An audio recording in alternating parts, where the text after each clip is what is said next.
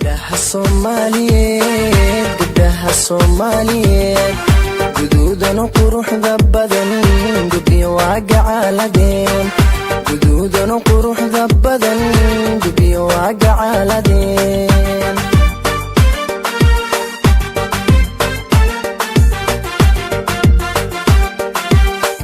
waxayna ku garyihiin deegaankood uga tageen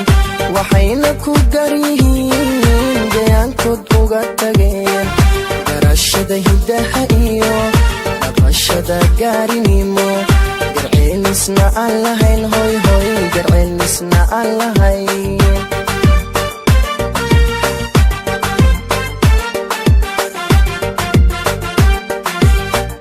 waxayna ku garyihiin deegaankoodna uga tageen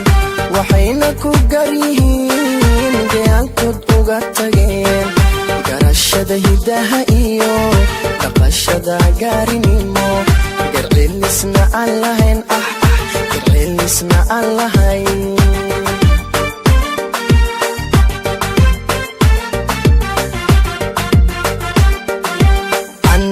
tan ugu runtii calafku igale hoy